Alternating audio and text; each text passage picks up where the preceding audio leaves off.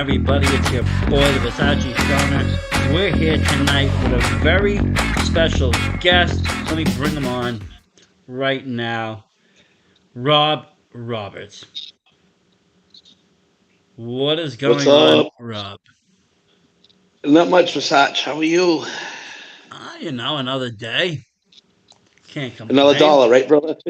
Yep, Yeah, right? absolutely.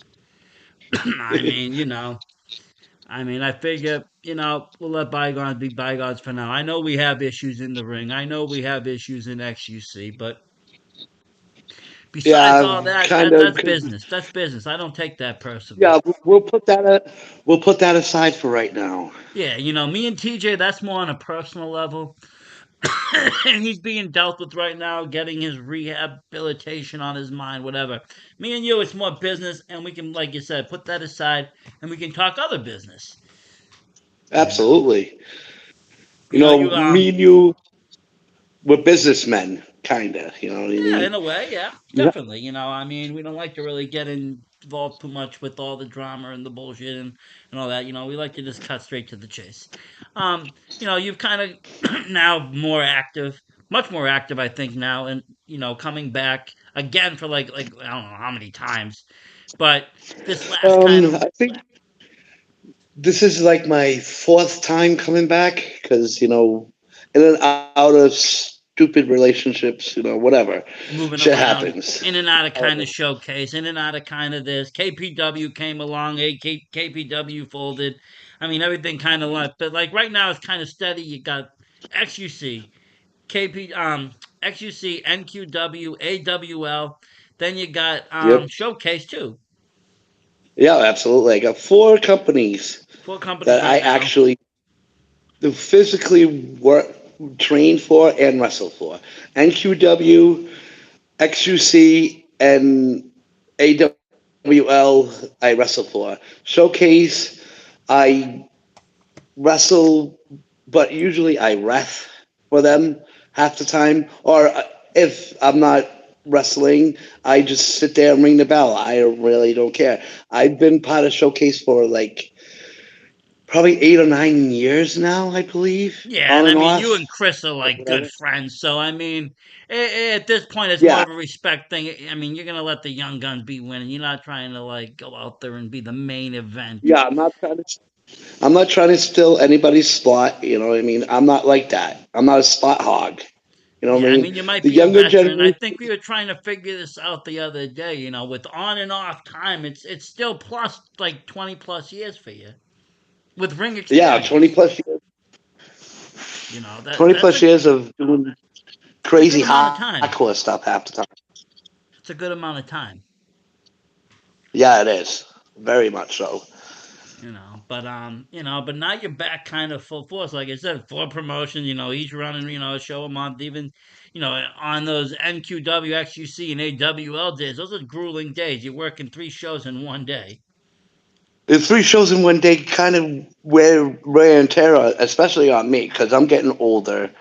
I used to do all the crazy hardcore stuff like my idol that I'm wearing right now, Mick Foley, because I'm wearing Fully his up.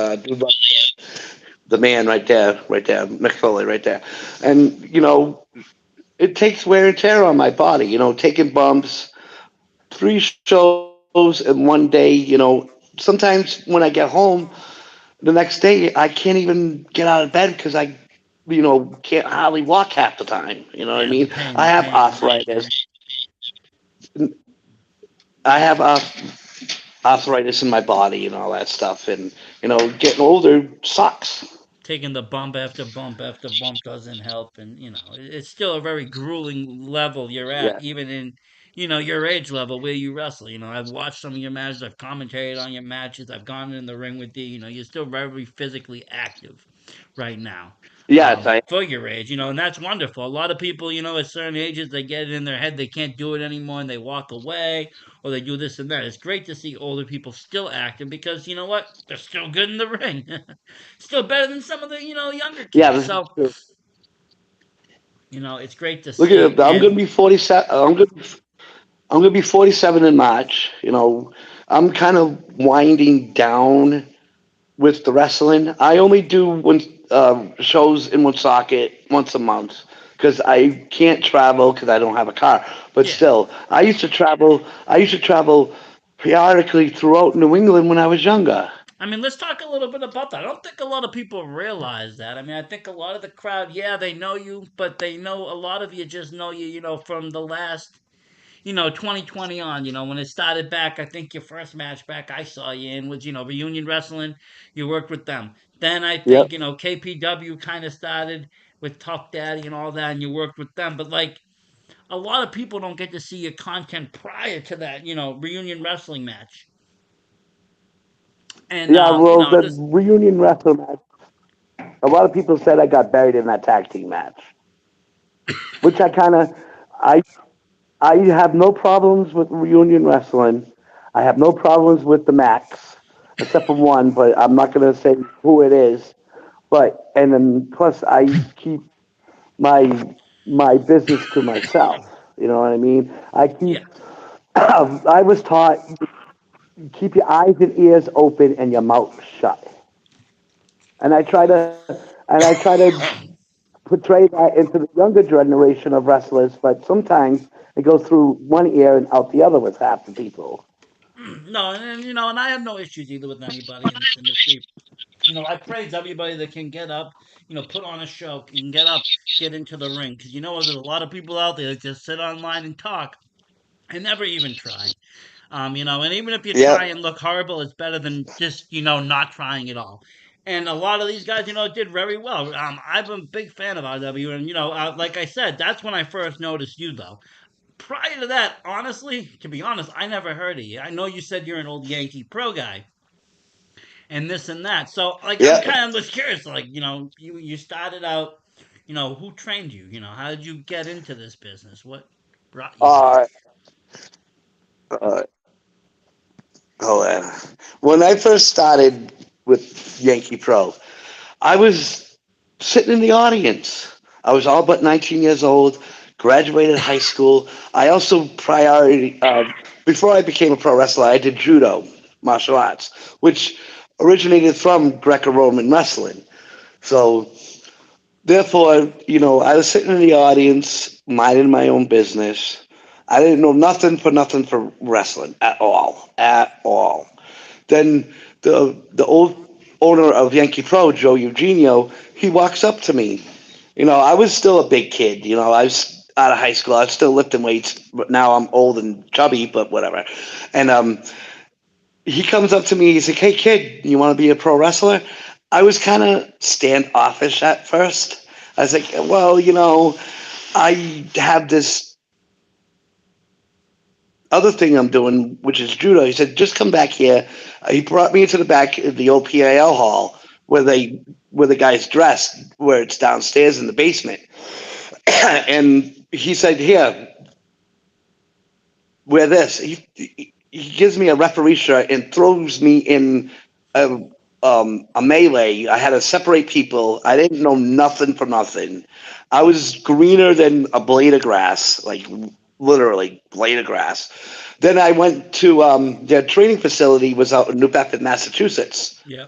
It was at the old Bluffs. It was an old freezer, and it was the ring was there. There was two rings, a smaller one, a low boy, and a big one, a tall guy.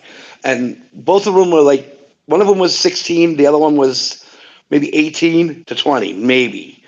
And I met, the old head trainer, God rest his soul, was Silvano Souza.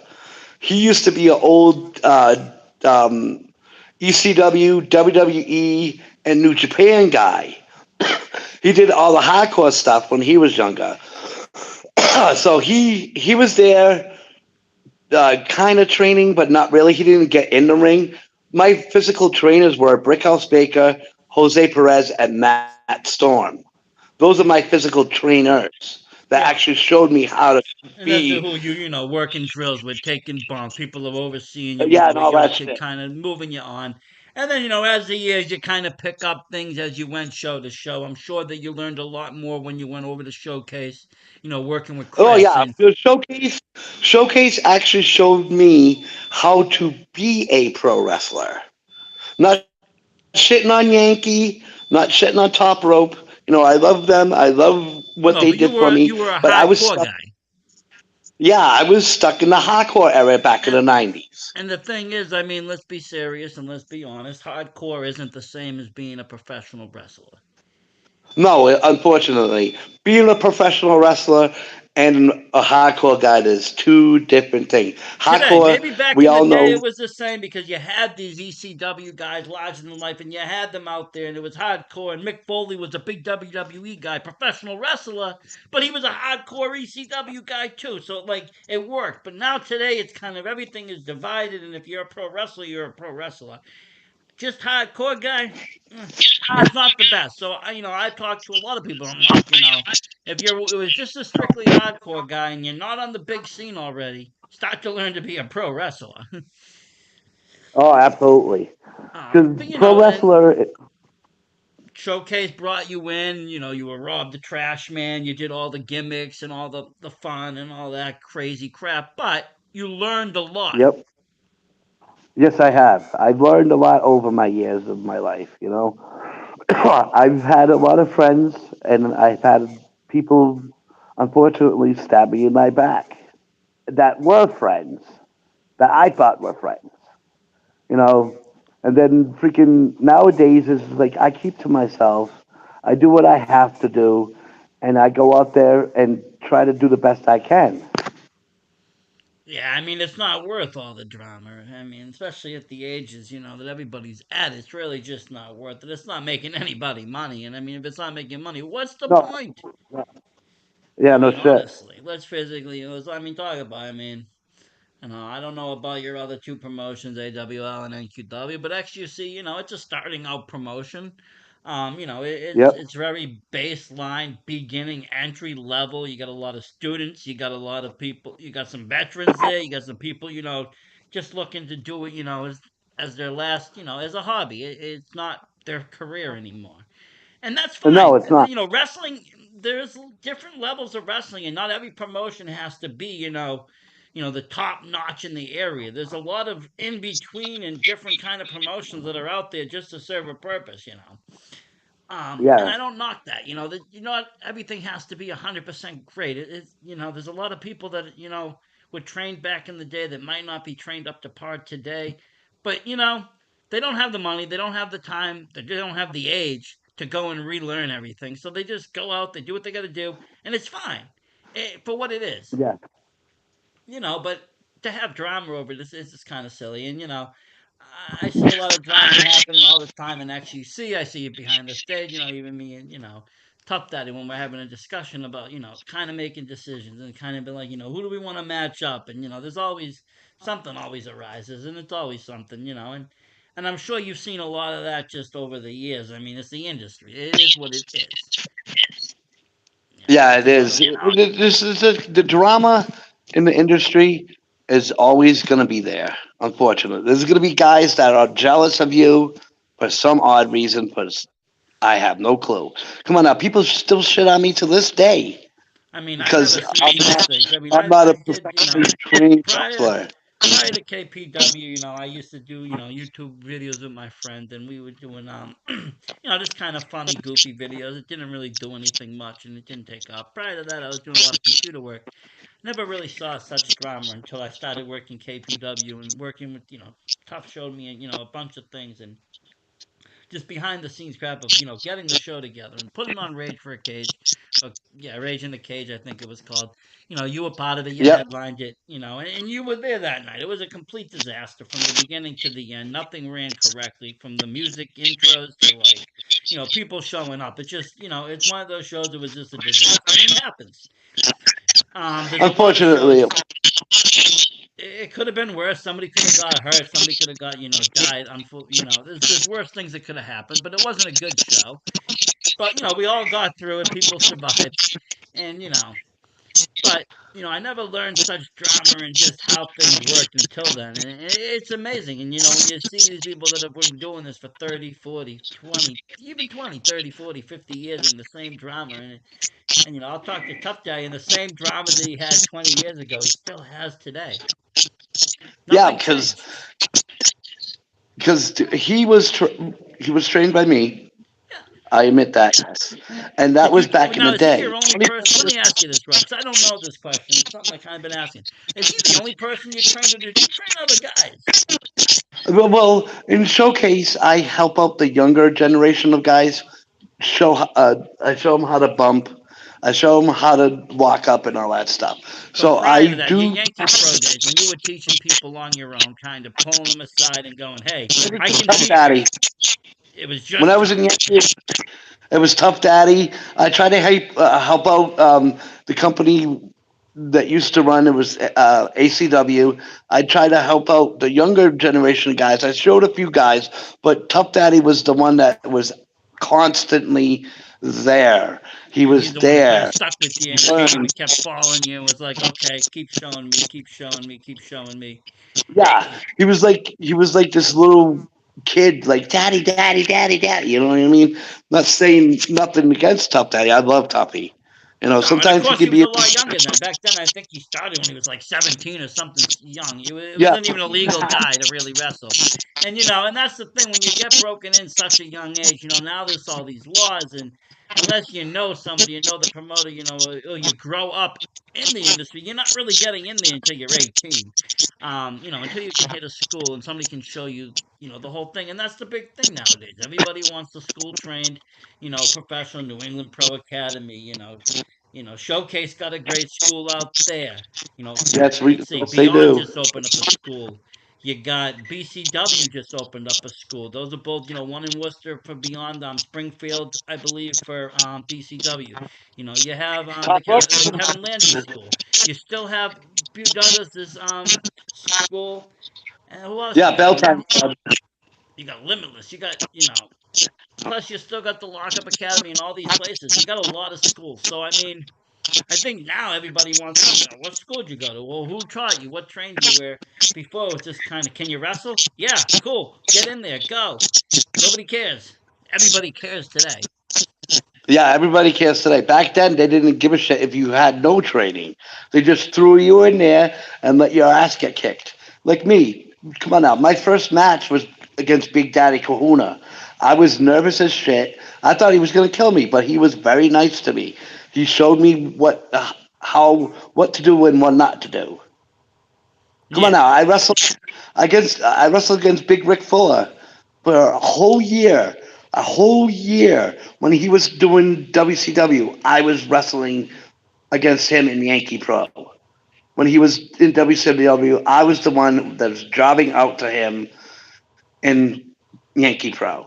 And I learned a lot, throughout my years. And that's how you do it. I mean, you're not going to learn, honestly, just going in, becoming champion or whatever, and just kind of, being on the top of the game. You have to start at the bottom to get to the real top. Yep, You you have have to to learn start those at the things. Yeah, and you have to learn all bottom. the roles. Like you said, sometimes you're just timekeeper or bellkeeper. Back in the day, I'm sure if you had to, you could help set up the ring, take it down. You It's set still up chairs today. before a show.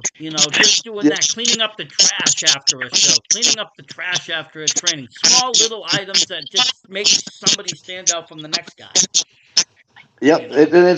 and it happens today. The new kids, they learn to build the ring, to set up and tear down, clean up. I even went through it when I first came through. But that's how you Back to become humble in this industry. It's not just becoming a superstar. You're not going to get. I don't think the full humility of what this industry can be, unless I don't even know if that's a word, humility. But you know what I'm saying? Like I don't think you can like learn everything you can be just by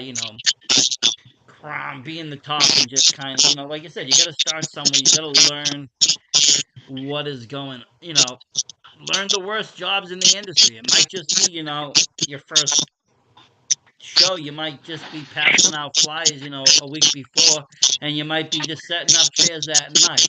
The next show you might yep, be better. You might get to work camera. You're not quite or ready yet. Training's still going. But the more you show, the more initiative you show, the more dedication you show, the further you're gonna go with any promoter. I mean, who doesn't want someone that's more ambitious? Everybody wants someone that's more ambitious. Any company yeah, that wants to absolutely. thrive.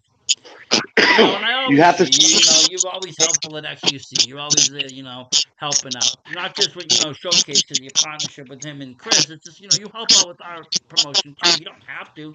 You just do. You're a good backstage general. You're good at helping the guys getting in order when people are kind of clustered and not knowing where they go. Yeah, If we're short a it's, referee, you're the guy that will hop in. You'll play yep. Rob the ref.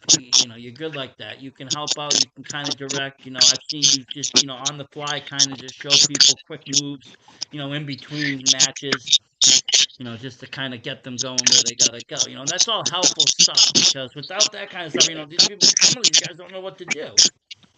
Yeah, because the show will look like shit.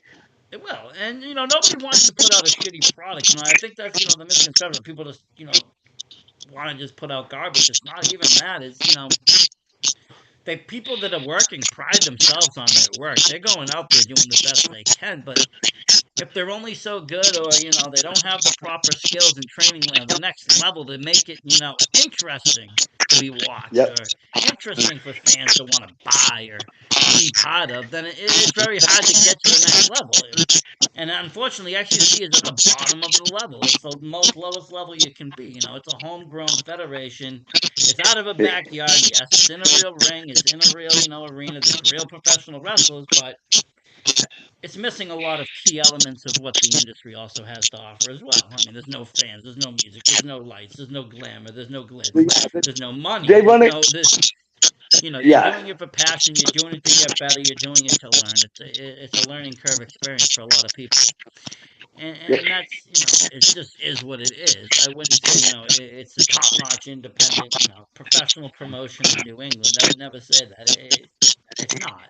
It's a developmental No. kind of thing for guys to get better, people to work shows, for people that don't have regular bookings to get booked, for people that want to make a show, a profile, get some matches behind them, so they can show other promoters. It's a good place for that. Yeah, it gets the ring rust off.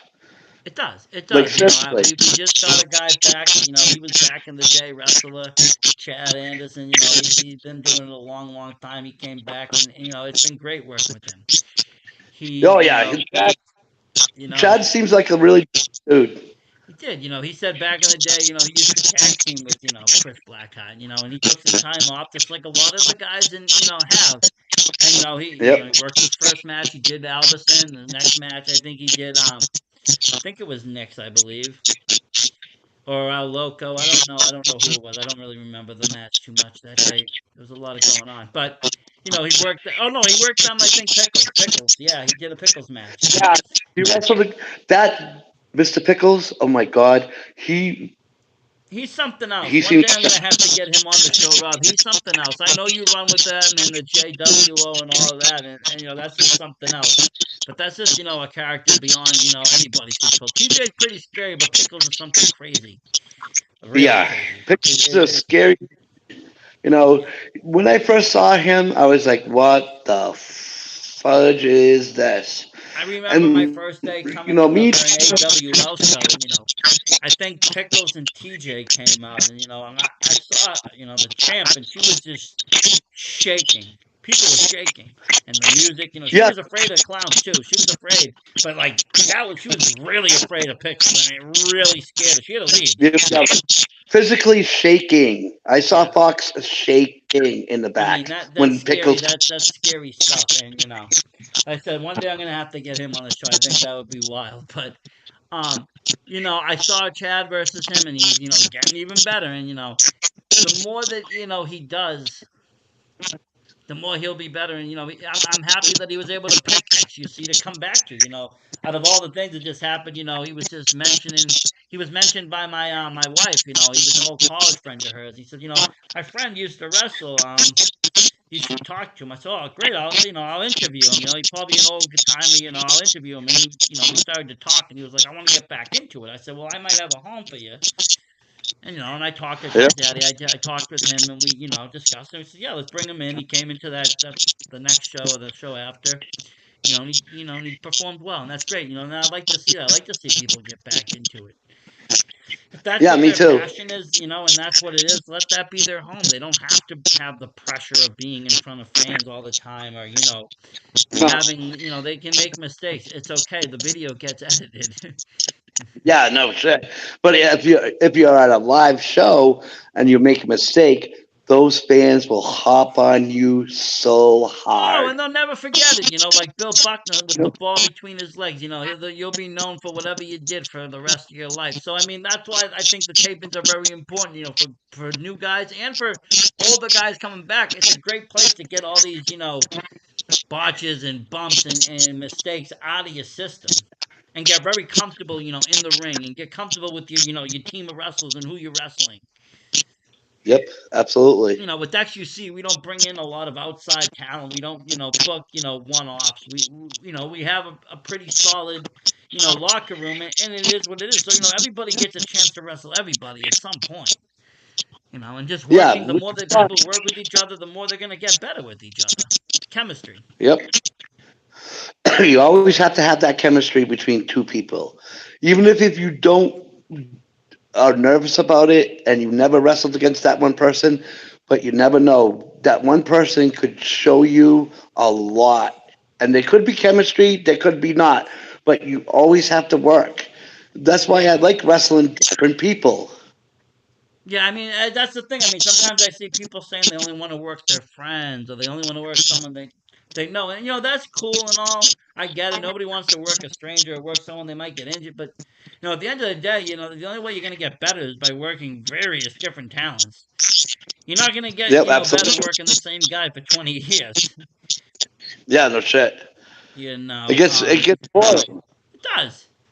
You're not in the long storm the long term storytelling doesn't go that far. You can only get a couple months out of it, especially on the indie scene. People want to see variety, change, different. They don't want to see these long drawn out things. It's not like TV wrestling where they'll watch the same matches 5 pay-per-views in a row. On the indie scene, people get bored. They won't go to the show. They'll just wait. Yeah. So that's the thing. And that sucks. You got a quicker timeline to capture people's attention and to get them to want to come back. And you always got to switch it up, and you always got to throw in these spikes and curves. And even XUC is going to have some spikes and curves coming up. People are going to be like, "Oh my God, what just happened?" You know. Yeah, no shit. I can't wait. you know and that's what it's all about, just getting people attention, and again, getting guys, like I said, like you right now, now if it wasn't for these federations, you wouldn't have places to work. Yeah, you do the showcase, yes, but as far as getting in the ring, or getting to run the ropes and do whatever you want to do, and kind of play with your character, and do Rob or whatever, you don't get that time in showcase at this point. So, it's great that you have like 3 other places you get to play around in. And, the JWO does wonderful. I think you're what, like CEO or president, that you and TJ run it. A lot of Yeah, social I'm media. vice president. TJ's president. I'm vice president, and Pickles is the general. Okay. And I see a lot of And social media activity, which I'm a big fan of. It's very immersive. It gets fans involved. It gets the other wrestlers involved. And that's what wrestling is today. A lot of immersiveness. You got to bring people in from the social media. You want people talking yep, online. You want them thinking about you, not just during the show day, but for the month in between. They want to see the storyline progress. In other ways, not just in the ring. And it's a great way to do it. You guys do a great job with that. A lot of it, and it comes out, and yeah, you we guys try. play your role, and it's great. It's just great stuff. You see online if people follow it. I'm always Yeah, getting compliments about oh, I love the horror stuff. And I know you said, I think, yeah, you and TJ, you used to do haunted houses, right? yep. We used to do we did the PAL haunted house in Fall River. We did the Asylum of Horror that was in Fall River. That's how we became really good friends. Is me and TJ. I've known TJ since he was like 15 years old. And we didn't really, at first, we didn't really see eye to eye because he was a young, dumb punk kid. I was the older guy, you know. And then we became really close. We became really good friends. Then when we did KPW and Rage in the Cage and that whole thing, we destroyed each other. Yeah. I mean, that was one hell of a match. You guys were using Yeah, glass weapons, all sorts of just crazy amounts of yeah. things.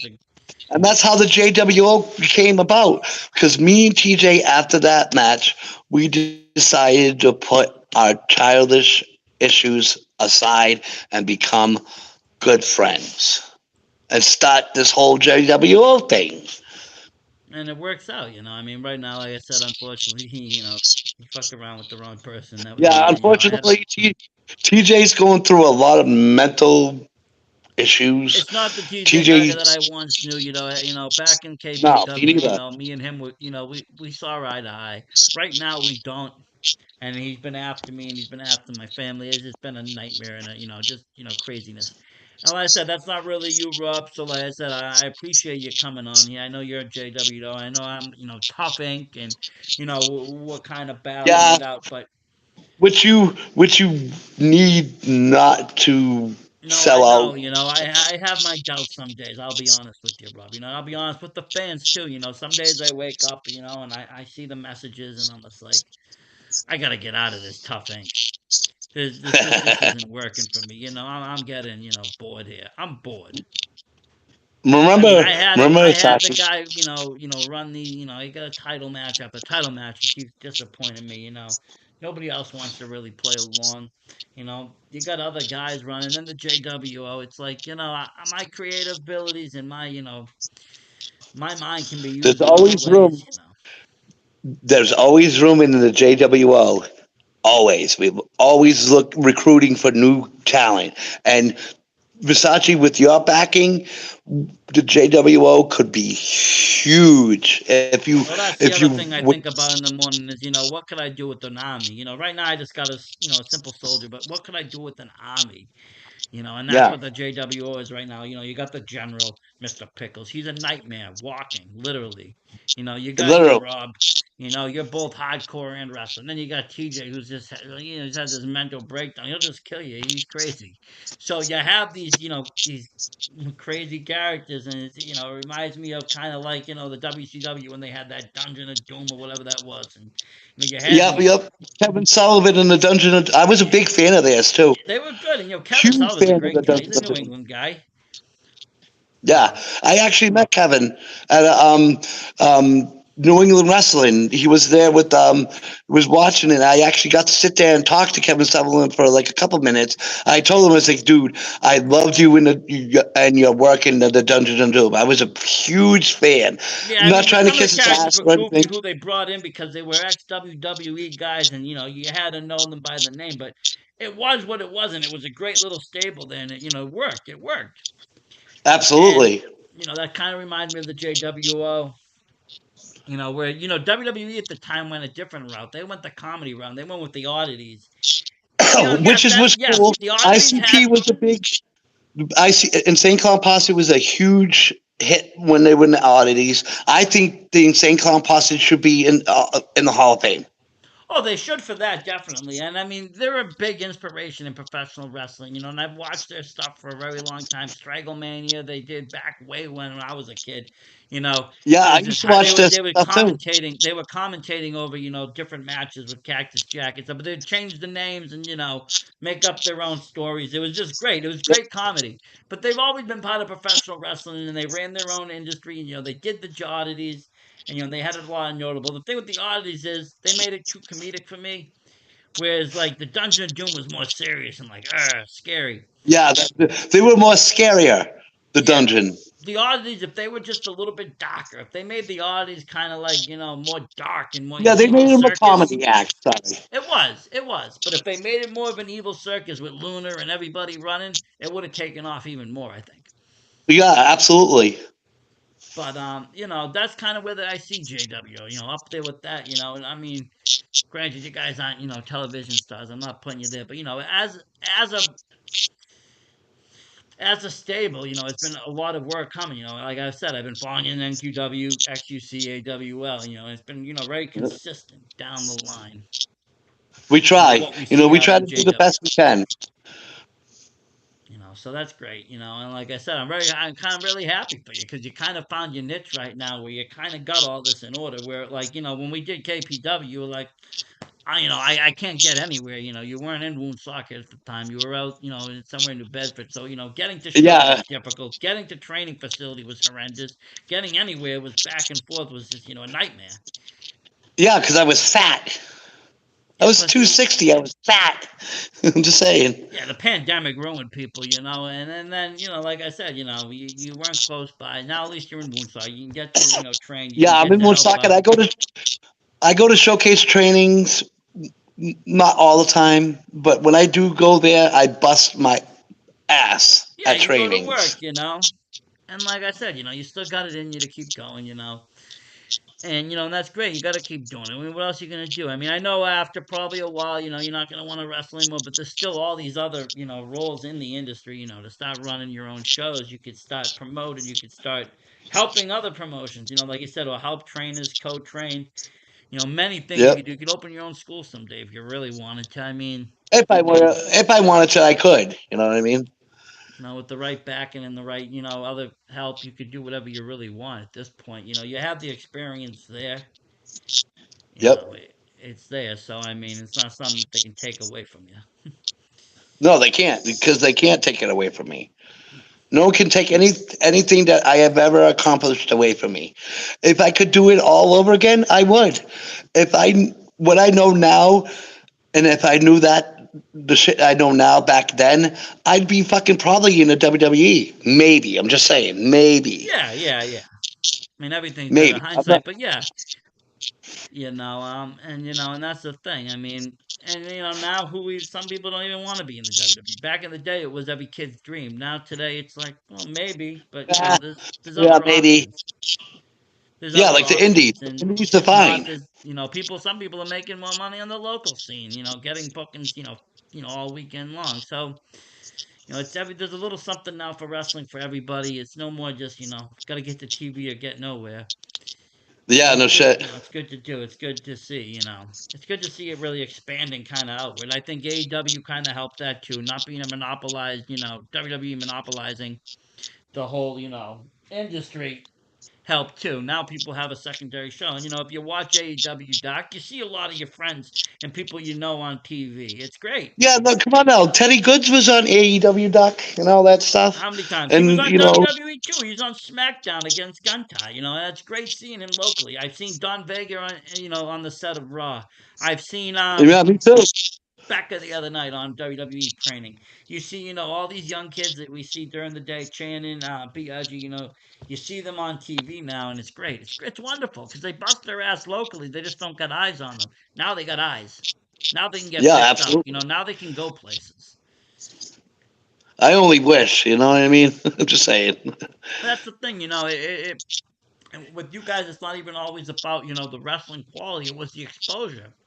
If you're running a Yeah, show with 10 people watching, what's the likelihood of you going anywhere? If you get behind, 10,000 watching online or watching on a streaming IWTV, now everybody knows your name.